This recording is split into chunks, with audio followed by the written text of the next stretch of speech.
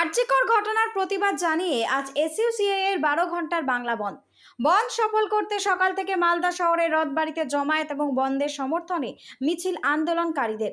তবে এই বন্ধে মালদায় কোনো প্রভাব পড়ল না। যানবাহন চলাচল সকাল থেকে স্বাভাবিক রয়েছে। তার পাশাপাশি সমস্ত দোকানপাট খোলা রয়েছে। তবে যাতে কোনো রকমের বিশৃঙ্খলা না ঘটে তার জন্য পুলিশ মোতায়েন রয়েছে বিভিন্ন জায়গায়। অন্যদিকে আরজিকর কাণ্ডের প্রতিবাদে 12 ঘন্টার বাংলা বন্ধে আংশিক প্রভাব পড়ল মালদার হাবিবপুর ব্লকে। বন্ধের জেরে শুক্রবার সকাল থেকে হাবিবপুরে বেসরকারি বাস চলাচল না করলেও সরকারি বাস চলাচল করতে দেখা যায়।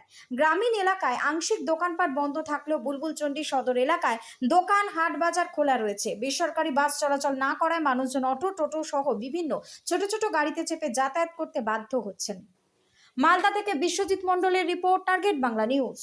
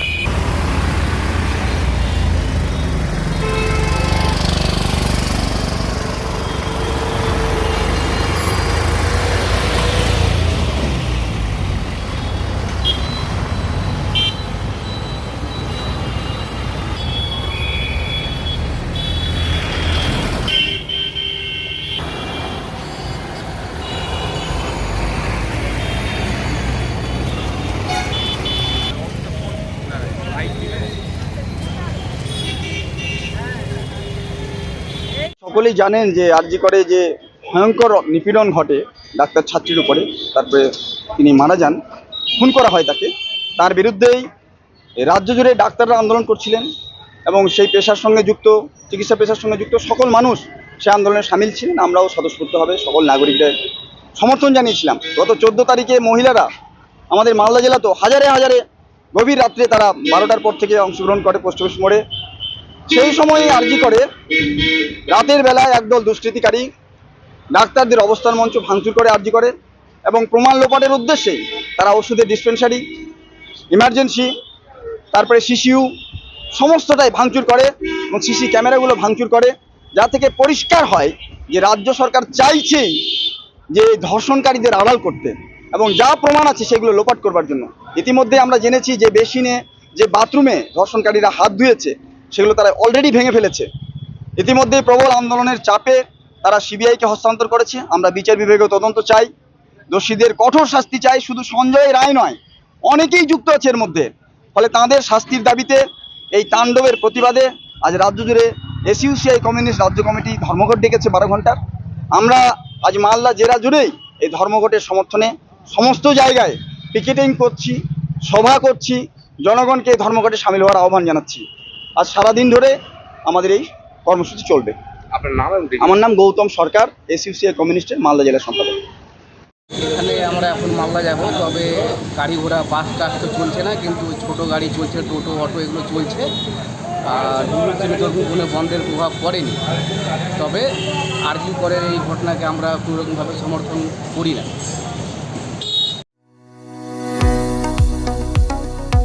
কতুলপুরে সর্বপ্রথম এমআরআই পরিষেবা যুক্ত 110 বেডের মাল্টি স্পেশালিটি হসপিটাল হল মেডিকেয়ার জেনারেল হসপিটাল।